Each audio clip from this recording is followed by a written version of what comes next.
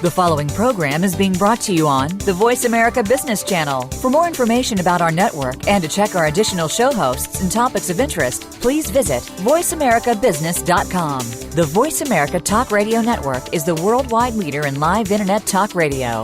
Visit voiceamerica.com. The views and ideas expressed on the following program are strictly those of the host or guests and do not necessarily reflect the views and ideas held by the Voice America Talk Radio Network, its staff, and management.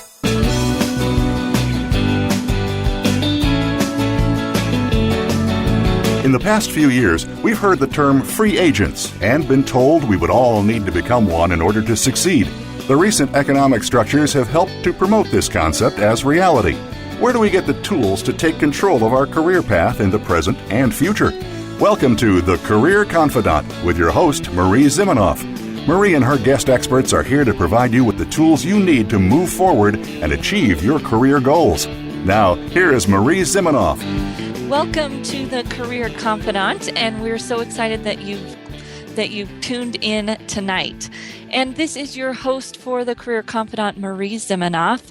And as we start the show today, I'm hoping that you've had a great Memorial Day weekend and are ready to get started looking for jobs, because this is what we're here to talk about at the Career Confidant. Whether you're unemployed or you're working, the tools and skills that you need to advance your own career is really what we're here to share.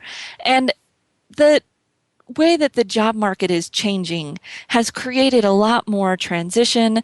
We talked about this every show, that it's just created a lot more responsibility for you in being able to move yourself forward, right? Building your tool set, building your network, which we've talked about, to move your own career in the direction you want it to go, knowing that a company's not doing that for you in the world that we live in today. And we've talked a lot about leadership, we've talked about branding, we've talked about finding jobs, and each week I share my experiences after working with thousands of job seekers and leaders who are trying to advance their career. And we bring in some guests that also give you some of that career intelligence that you need to move your career forward. And if you ever want to ask us a question, of course, you can do that by calling in live or by emailing me at Marie, M-A-R-I-E, at astrategicadvantage.com. And that's how most of you tend to get a hold of me, is through that. And I'm happy to answer your questions on the next show or whatever I can do to help you move forward in your career. So if you're thinking about job search especially, and you've been paying attention, you'll probably notice that there's a lot of job fairs starting to pop up around the country, and specifically even in the northern Colorado area. This is job fair season. Not quite sure why that is, but it seems to be that all of the companies are having job fairs, workforce centers are having job fairs, and even some of your schools later in the summer will be having some fairly large job fairs here in Colorado. All of the state schools get together and have a job fair in July. And when we're thinking about a job fair, there's some of the things that we want to get out of a job fair that may not be realistic. So we're going to talk about that today. And we're going to talk about the 7 most common mistakes that people make when they go to a job fair. And these I've seen over and over again, as I usually go to our local networking group job fair here, the NoCoNet Job Fair, which is also coming up here on a Monday in June. They haven't announced the actual date yet, but if you're in northern Colorado, pay attention for that one. And I've been at that job fair for several years, welcoming people as they come in the door, helping them acclimate to the environment, see what's in the room. And a job fair can be overwhelming, especially if it's your first one. And so what do you do, right? What do you do when you go to a job fair? What should you expect? And we're going to start out by talking to some of the things that you want to watch out for, the things not to do. And then towards the end of the show, we'll kind of talk about here are the best things to do when you go to a job fair. So the first thing to think about is, what is the purpose of a job fair? And you might say, well, companies are there looking to hire people. Well, sometimes. A lot of times companies are there with open positions. That's true. And as job fair organizers, that's what people hope to get. And as the economy gets better, you'll see that more and more there may actually be companies there that are looking to hire. However, lots of companies are there to network, to learn more about what the market looks like, to maybe even help out the person who was doing the fair, right? They're there to gather information. They may or may not have something available, and they may or may not have something available that fits for you. So that's the first mistake I see people make when they go to a job fair, is having unrealistic expectations about what that's going to look like in terms of their job search, right? If you go to a job fair expecting that people are going to have jobs for you, everybody's going to be looking to hire, you've got to know what the actual purpose of the fair is and how it's going to be set up, right? Are they going to have rooms to do interviews? If not, then obviously they probably won't be doing interviews there. Will they be accepting resumes? Sometimes, but not all the time. I don't really understand that one, why we go to a job fair and not collect resumes, but you will find people saying, oh, you need to apply online. And so don't let that throw you off. Don't let that expectation or maybe that too high of expectation for the job fair get in your way. And we'll talk about at the end of the show today what I would hope you to set your expectation as. So that first mistake, the expectation that a job is going to come out of that career fair. The second thing that's very closely related is not doing the research before you go. So before you go to a fair, you want to get as much information as you can. What companies are going to be there? Most job fairs list the companies that will be in attendance. What types of positions are those companies hiring for? So if you can get the names of the companies, then it probably is on you to go to their websites, see what kind of open positions they have, and to really understand before you go which companies you want to talk to, which companies have open positions, which companies may not have open positions but are interesting. And you're kind of planning some of the things we're going to talk about here, but you've got to do the research to be able to do that piece, to be able to plan the rest of what I see that goes wrong for people and to make that not go wrong for you. That research up front is going to be key. If you can't find online what organizations are going to be there, contact the organizer, see if you can get that list, or at least get some kind of idea of who they're expecting. So when you're doing that research, you're really looking at who's going to be there, what type of positions, if there's any connections that you have there, right? We've talked about LinkedIn and doing LinkedIn as a research tool. And so you can use LinkedIn to see if there's people that you know that work there, or maybe who's the HR person, right? Who's their recruiter? You might be able to see who's going to be there, the actual person, before you get there by using some of those tools. That's kind of an extra layer of research, and being comfortable with knowing the company, the positions, and then even deeper, if you can, see the actual HR people who may be the ones that are attending the job fair. The research also can be very basic. Just to understand who's putting on the job fair can tell you a little bit about the types of companies that might be there, right? If it's a workforce center who's putting on the job fair, you'll probably have more diversity of companies and maybe some more entry level or blue collar types of jobs there, but workforce centers have gotten fairly diverse in the types of employers that they work with. You're looking at our local networking group job fair. You could look back and see who's been to their networking group in the recent past, what recruiters have been coming. If those recruiters have been coming to the meetings, they might be at the job fair. So making those connections, being aware of who might be there, and being aware of the overall kind of purpose of the event. So if you're not doing your research, it's hard to set your expectations.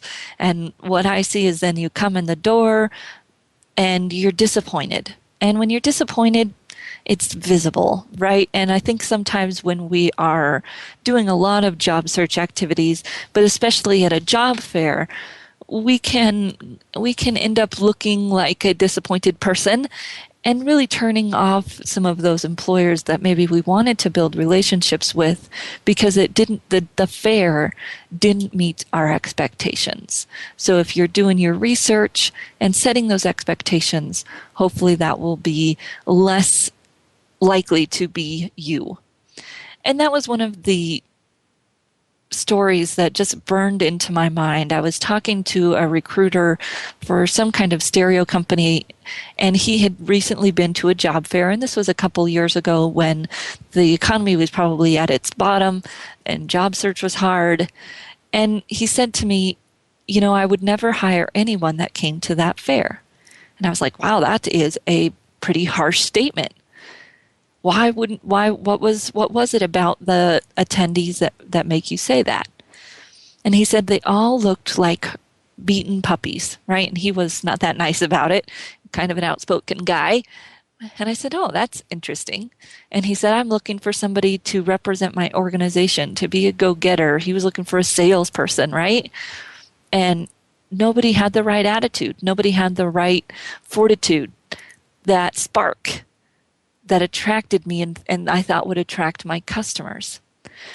And that's always been in my mind, that a lot of times people go to these things with expectations, like I said, that don't get met, and then we're frustrated. Or maybe we go and we're not exactly ready, and we're going to talk a little bit more about some of those things. But when you're at a job fair, in essence, you're at an interview, right? You're at an interview. In the most basic sense of that first 3 seconds that you meet someone at that job fair is what you've got to impress them, to show them your attitude, to show them your spark. And if you haven't researched who's going to be there and done some of the things we're going to talk about, then you might not come across the way that you want to, or you may be disappointed, and people will see that. So before you go, before you even do some of the other stuff we're going to talk about, if you know a job fair's coming that you're interested in going to, your first step is really to do that research and to check your expectations, to really think about what you hope to get out of it. And we're going to talk about that at the end, setting some goals, but to make sure that we've got those realistic expectations set before we go, so that we're not walking around without that spark, without that energy that we need to make good connections to people, to make a good first impression, and to put our best foot forward really in that relationship with that employer or that recruiter. And sometimes we underestimate the power of the recruiter, the power of that HR person in helping us get where we want to go. A lot of times people talk about avoiding the gatekeeper, and when we talk about job search and the hidden job market, we talk about that. But when you're at a job fair, you need to recognize the ability of that person to help you when you are ready to move forward, and when they like you, they'll help you do that. So we're going to talk about some of the other mistakes that people make when they go to a job fair when we come back from a short break. So we'll take a break and we'll be right back.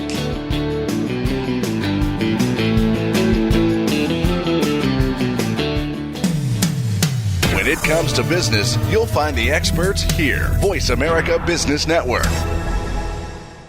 You know that the career landscape has changed and that you need to be proactive about managing your career. You can have the foresight, skills, and confidence you need to take charge of your career and seize opportunities. A strategic advantage and career expert, Marie Zimenoff has helped thousands of leaders like you get focused, get found, and get hired.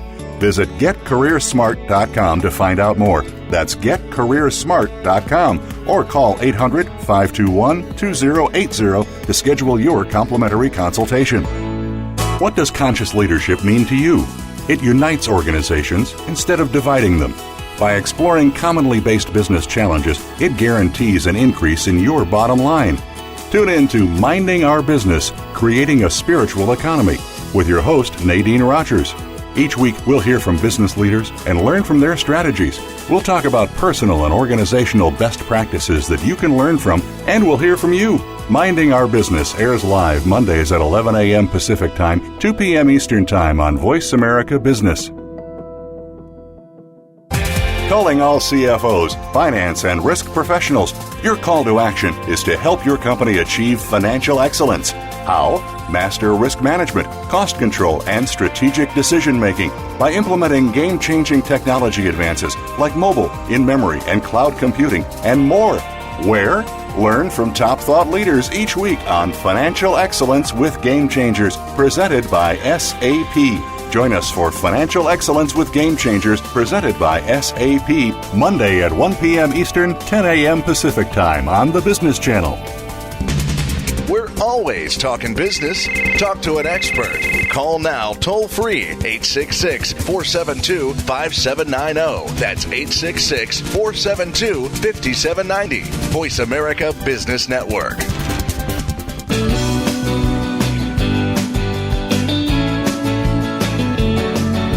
You are tuned in to The Career Confidante with Marie Zimenoff.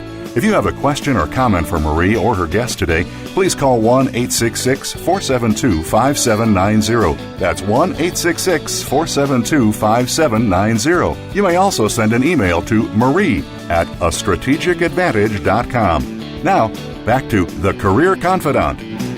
All right, you are back with the Career Confidant, and this is your host, Marie Zimenoff, and we are talking today about job fairs. You check your local workforce center, your local organizations that put on job fairs. My guess is that they have one coming up this summer, and we're talking about how you can have a great approach, how you can feel successful after you go to that job fair. And we're going through the 7 top mistakes that I see people making. And so before the break, we were talking a little bit about setting those expectations and doing your research. So going in with some good goals for the event, which we'll talk about more here at the very end, and doing the research and all the ways you can do that research to know who's going to be there, what they're looking for, what type of people. And the next mistake I see people make is not knowing how they're going to approach a company. So they don't know what to say, right? So you walk up to a table, the recruiter says, "Hi, it's nice to meet you." Guess what? Sometimes those recruiters aren't that great at starting conversations either, right? They're tired, or they may not be an extroverted person. And so you might need to know what you want to say about yourself. What questions do you want to ask?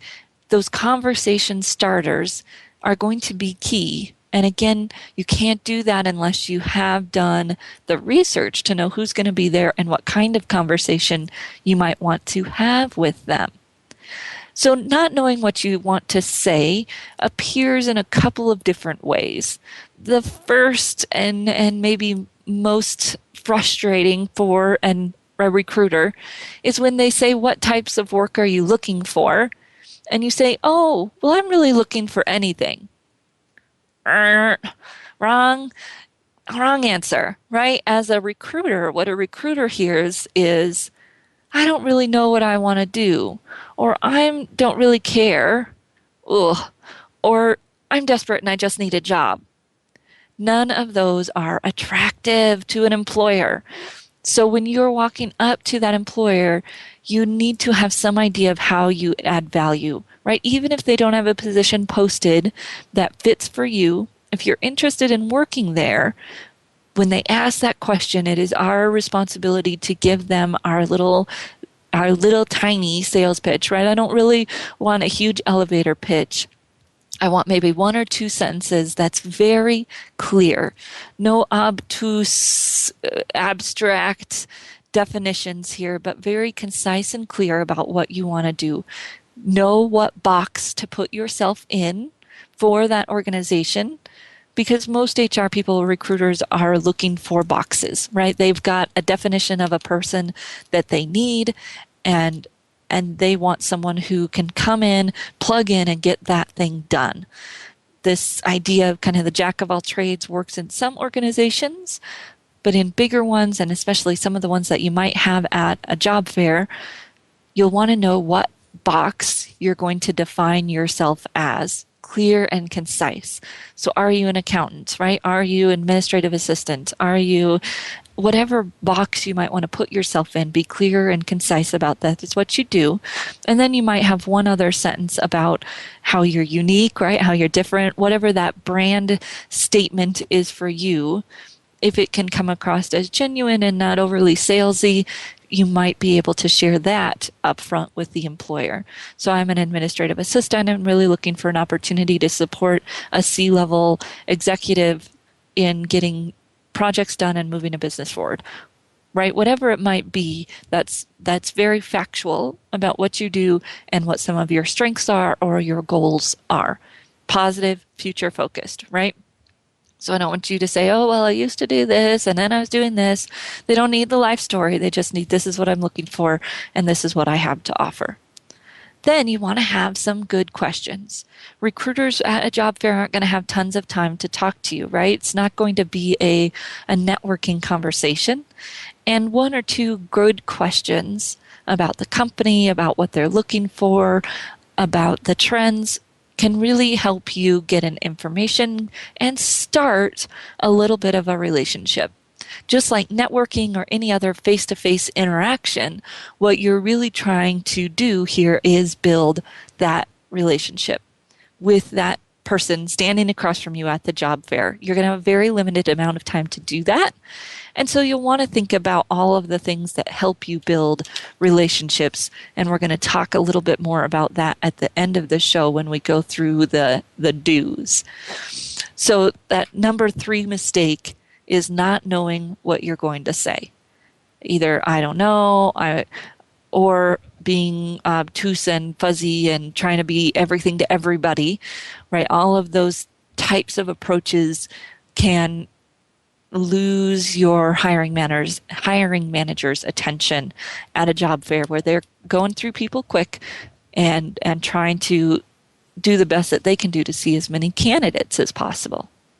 So as we're going up and we're approaching these folks, the number 3 mistake that I see people make is not having a professional approach, not taking the job fair seriously. So although we may be talking about expectations and how we need to have realistic expectations, this job fair is still serious business. And so you might think, well, what does not taking it seriously look like? Oh, let me count the ways. So the first is how you dress. How you dress at a job fair matters. You might even take it a step up from what you would look like at an interview, or at least what you would look at like at an interview. And that looks different all over the country. It looks different for different industries, right? You got to know your industry. You got to know your town. And then I want you to look good. Suit's fine at a job fair, especially if you are a mid to upper level professional. If you're a blue collar worker, I want what you would wear to an interview at the minimum, right? You don't really need your steel-toed boots, so if you've got nicer shoes, put those on. And no jackets, no coats. So if you got a suit jacket or a nicer suit jacket kind of thing, great. If you're wearing your coat, your jacket, your rain jacket, take that off, find a place to hang it up, or leave it in the car if you don't need it to get from your car to the place. So number one thing that drives me crazy at these job fairs that I work at, because I'm at the door trying to help people, and I'll say, can I take your coat? There's a place to hang up your coat. Oh, no, I'm fine. Well, your jacket looks junky, right? It's hiding that great shirt you've got on. Sometimes it's hiding a not great shirt that people have on, but thinking about what you're wearing and how you look and being a professional is part of the game. That also flows into what you have with you, right? If you're carrying a portfolio or a briefcase or a purse, is that professional? Is it easy for you to get into and out of? All of those pieces of your first impression, I see as people not taking it seriously. Some of the other things that happen when people are not taking it seriously, they're talking on their phone or texting. I know you're waiting in line for the job fair, but you should be listening to that HR person talking to the people in front of you. What great research, right? And you're already there. You're already spending your time there, so make the most of it. Get off the phone. In fact, put the phone in the car, right? And be able to really focus on listening to the person in front of you. Maybe you're even networking with other job seekers in line. In whatever way you can use that time for the purpose that you've set it aside for and get the most out of the job fair.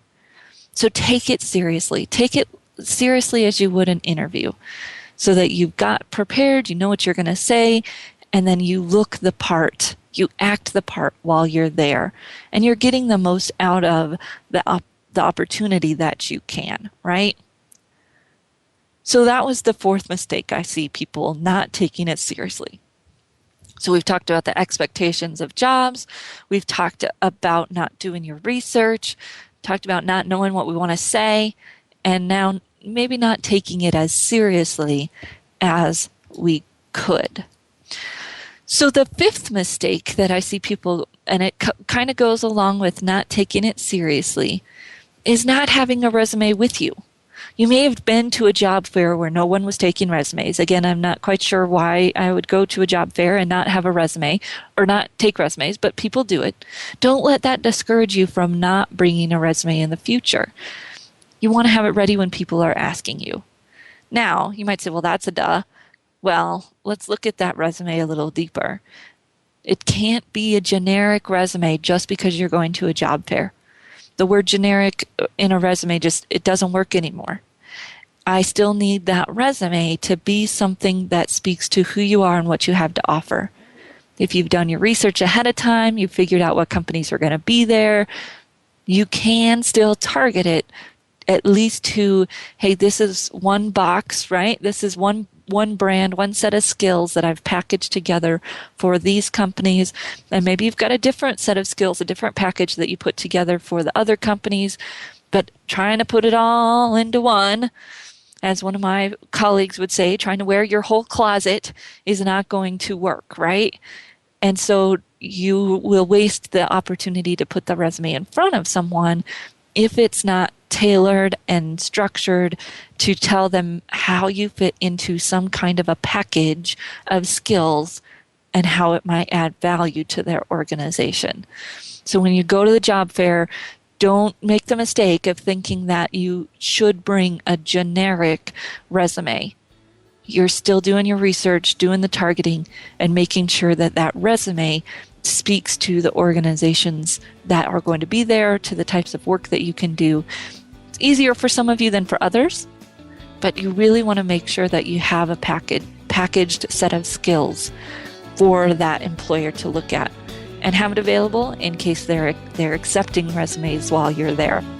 So we're going to take a short break, and when we come back, we're going to talk about the last few mistakes here that people make when they're going to a job fair. So we will be right back.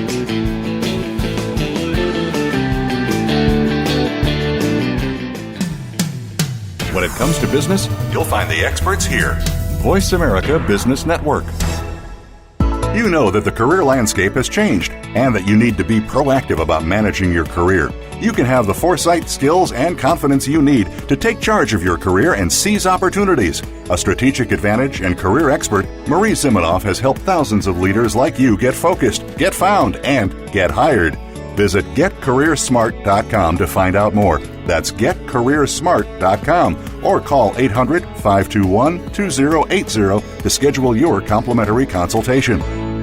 How do you feel about the future? Tune in each week for Visionary Leader Extraordinary Life with host Kate Ebner. You can be a great leader by learning from the inspiring stories of amazing visionaries who are shaping our future. Everyone deserves to create their own vision, and Kate and her guests will share the tools that you need to make it happen. Make a weekly visit to the Voice America Business Channel for Visionary Leader Extraordinary Life every Monday at 11 a.m. Eastern Time, 8 a.m. Pacific Time. Be inspired. Become inspiring. Stocks, bonds, investment opportunities, financial news, and talk. We can help. Call us now toll free, 866-472-5790. 866-472-5790. Voice America Business Network.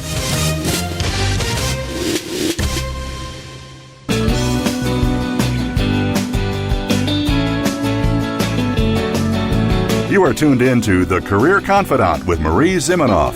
If you have a question or comment for Marie or her guest today, please call 1-866-472-5790. That's 1-866-472-5790. You may also send an email to marie@astrategicadvantage.com. Now, back to The Career Confidant.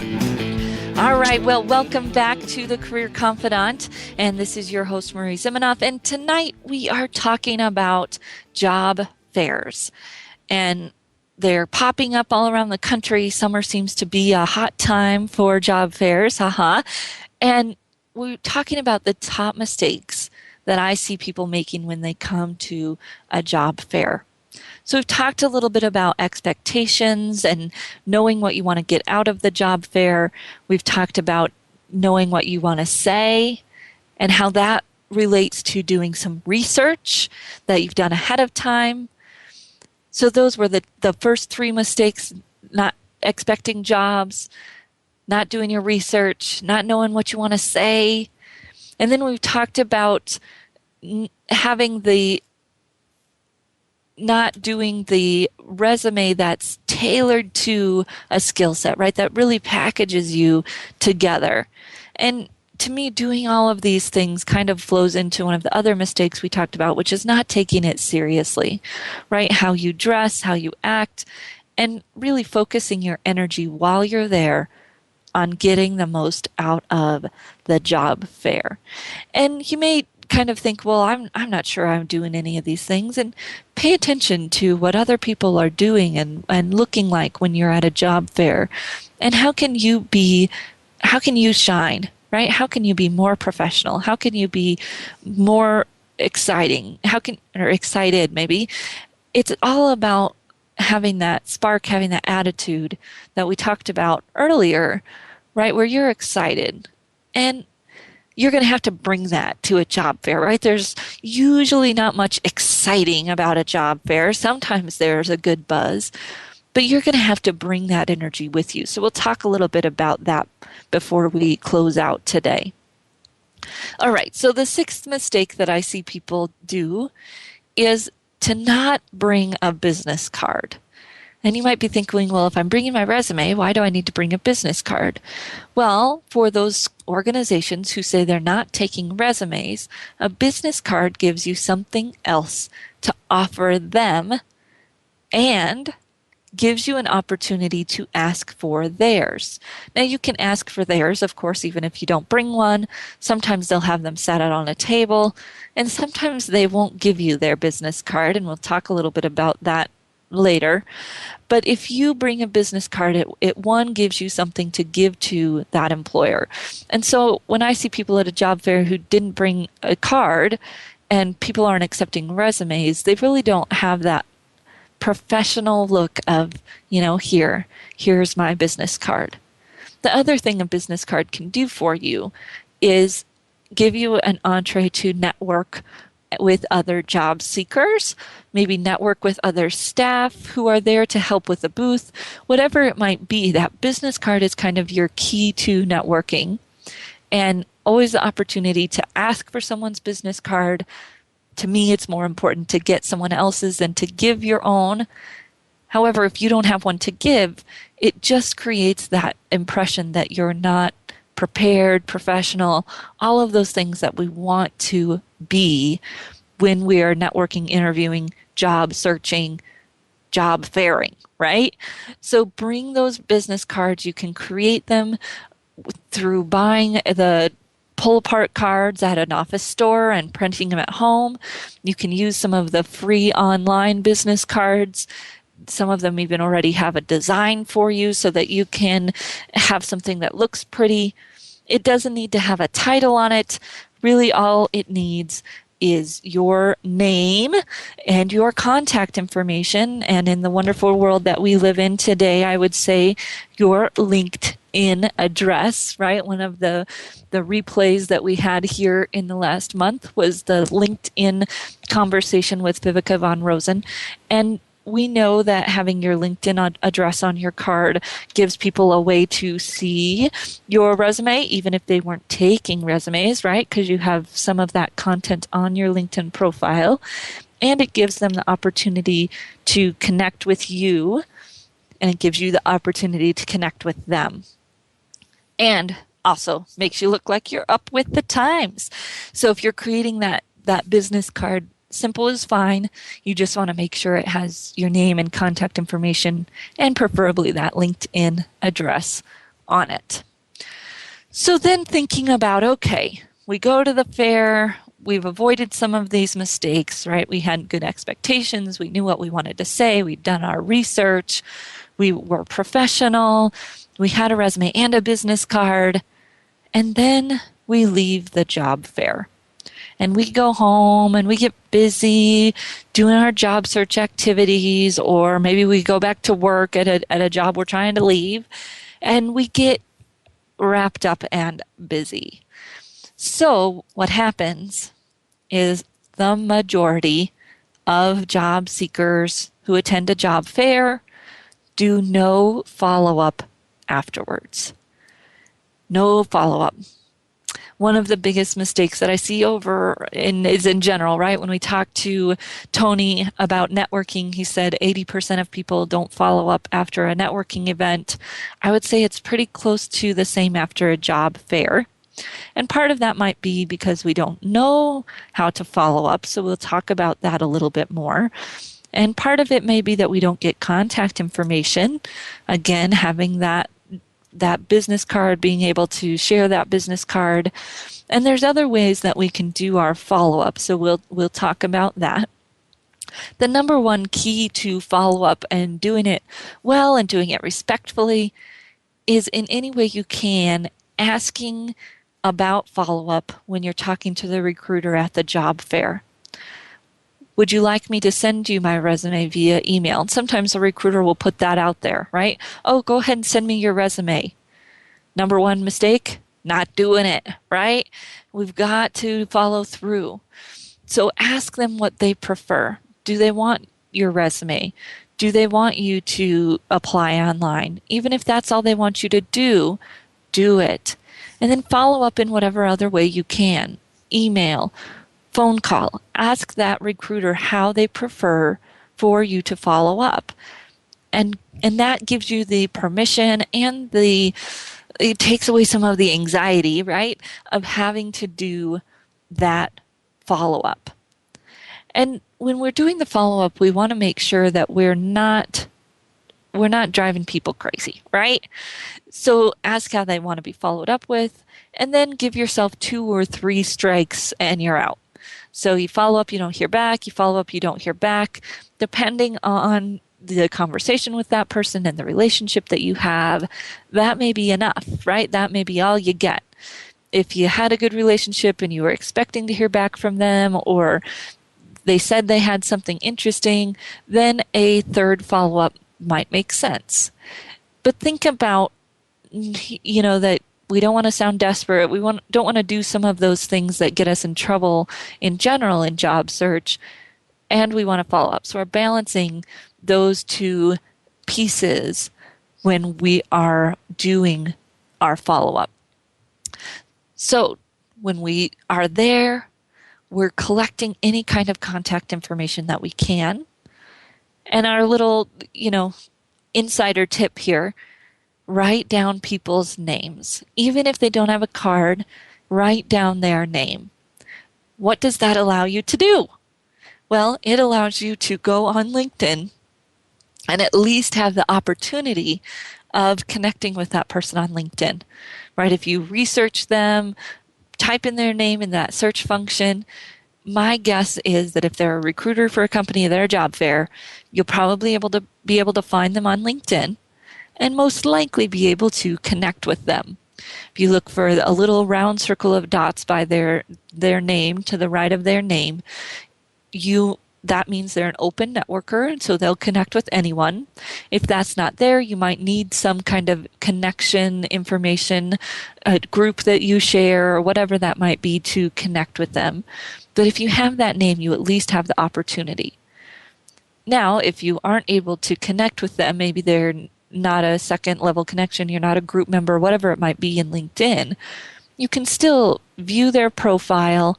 If they're on LinkedIn enough, they'll see that you viewed their profile, and it gives you some opportunity for them to connect, right? It's a very passive way of at least saying, hey, I found you. We saw each other at the job fair, and you may get a connection that way. If you cannot, send them some kind of message. Now, as we've talked about on LinkedIn, please try not to send that generic message, which means that you have to go on an actual computer to do your follow-up on the computer so that you can send a personalized introduction request for connection, right? We met at the job fair, love to stay connected, interested in learning more about the company, whatever it might be that's in that personalized message that you do when you're following up. So when do you want to do that? In the first 24 hours. So I want you to follow up within the first 24 hours after that job fair. So schedule time now, schedule time before you go to know that you're going to do that follow-up after the job fair within 24 hours.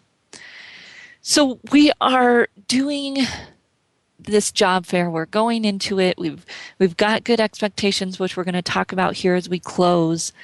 And when we leave, we're doing our follow-up so that the time we spent there, the effort that we put in, goes and has the opportunity to result in something, right? I know that there's a lot of stuff that happens at job fairs that doesn't have any outcomes, but I can tell you that if we don't follow up, we're for sure not going to get any outcomes, right? That whole we miss 100% of the shots we don't take thing. Well, you're probably not going to get someone from a job fair actively pursuing you if you're not doing some of these follow-up things. There's just too many people there. There's too many resumes they're collecting. There's too many online applications, right? So that follow-up really is the backbreaker. If you do it, you have a chance. If you don't do it, very little chance of getting anything out of that job fair. So we've gone through our 7 mistakes. When we come back from the break, we're going to recap those, and then we're going to talk about 4 key things that you need to make sure you do. So a reiteration of some of those 7 mistakes, but the 4 key things that you need to do to have a successful job fair. So we'll be right back.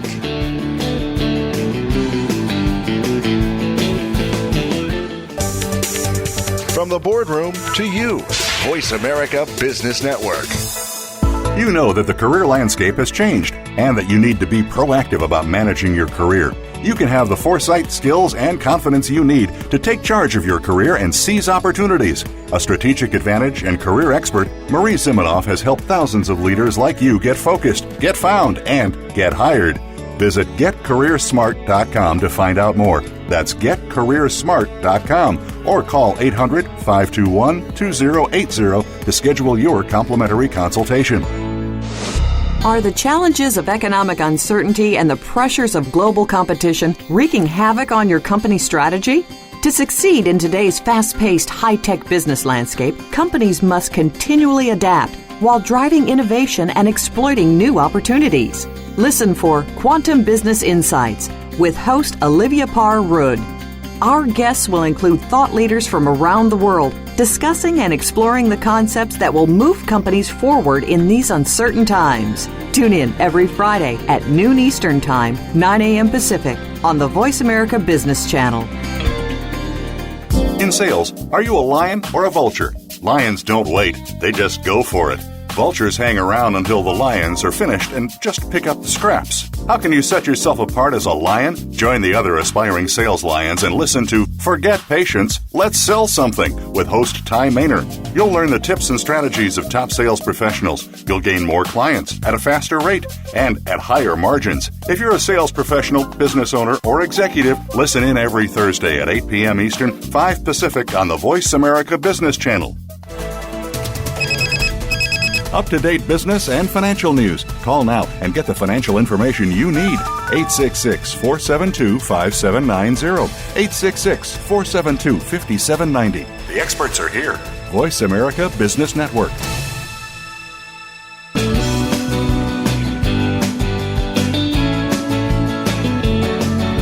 You are tuned in to The Career Confidant with Marie Zimenoff.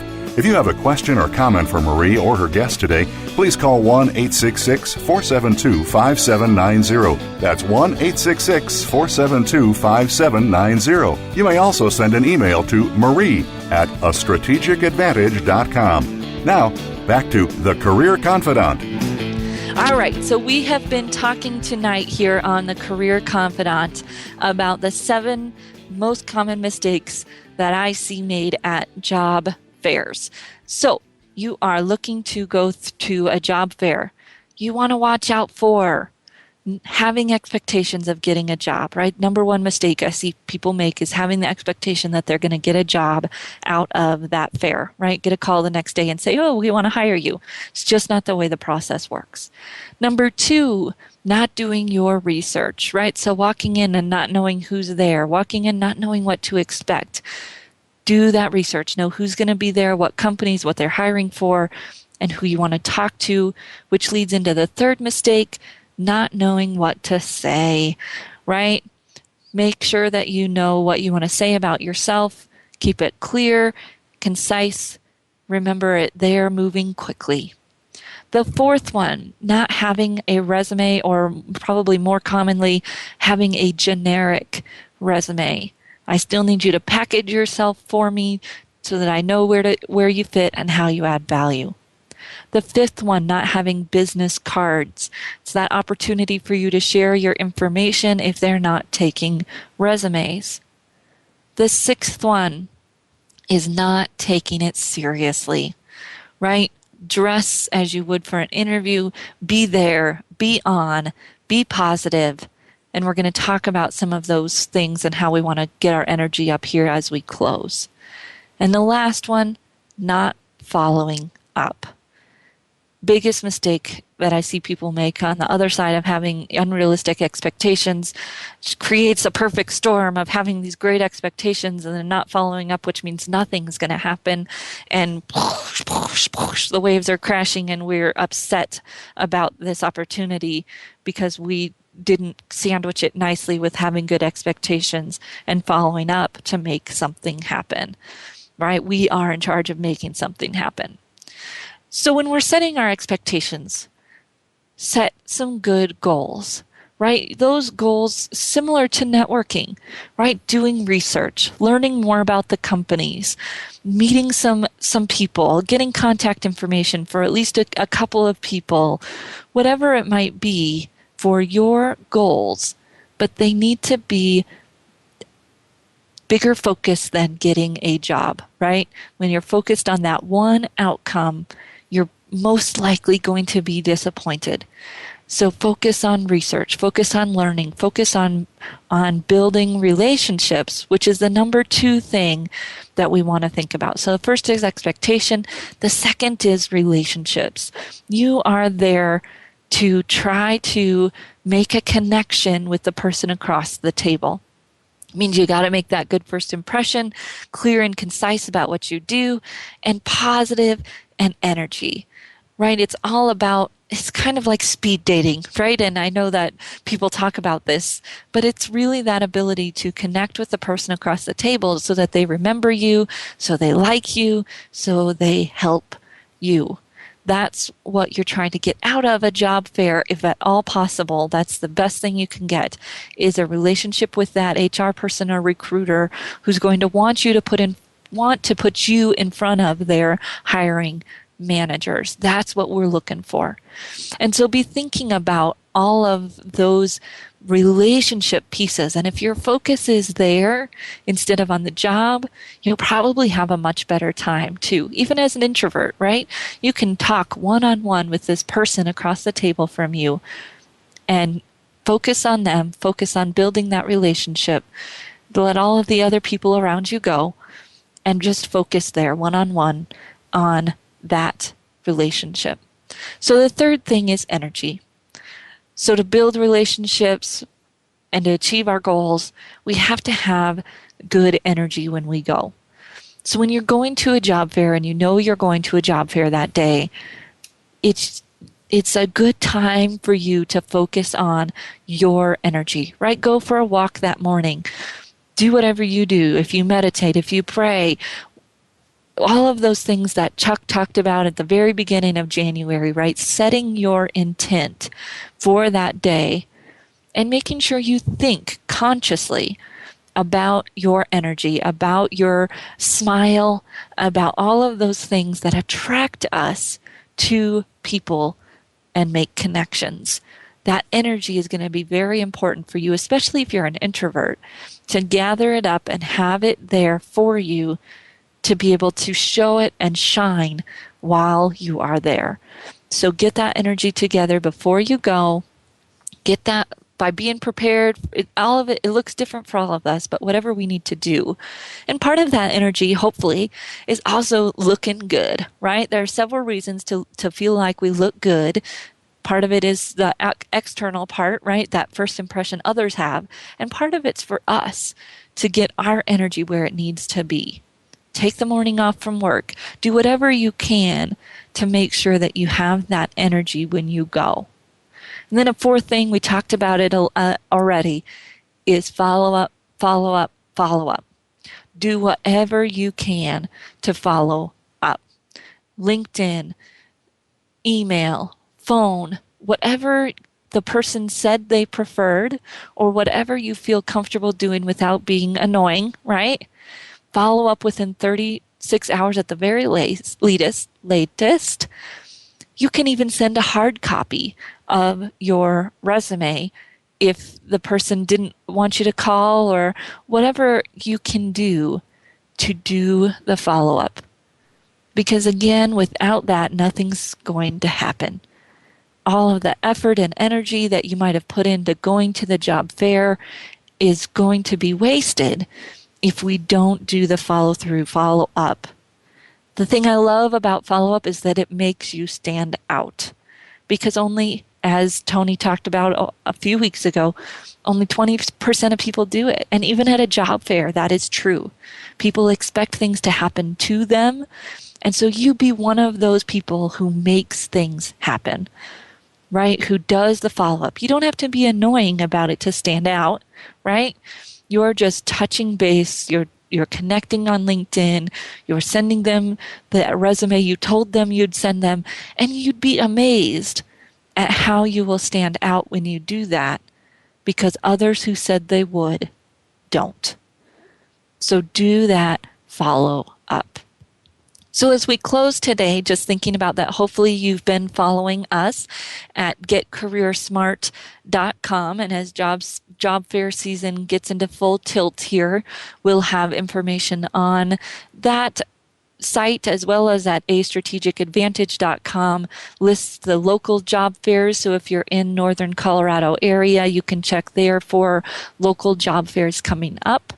And then on getcareersmart.com, we'll be posting your Get Career Smart tips each week as we go through the show. So don't forget to tune in next week, and we'll keep giving you the tools you need to advance your career and move forward in the direction you want to go. So we will see you next week here on The Career Confidant. Thank you for listening to The Career Confidant. Marie Zimenoff will return again with another terrific guest next Monday at 6 p.m. Eastern Time, 3 p.m. Pacific on the Voice America Business Channel. Be sure to join us then.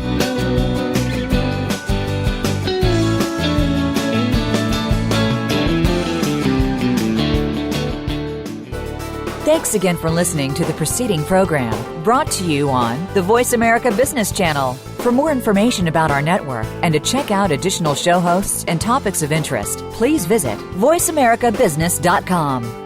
The Voice America Talk Radio Network is the worldwide leader in live Internet talk radio. Visit voiceamerica.com. The views and ideas expressed on the preceding program are strictly those of the host or guests and do not necessarily reflect the views and ideas held by the Voice America Talk Radio Network, its staff, and management.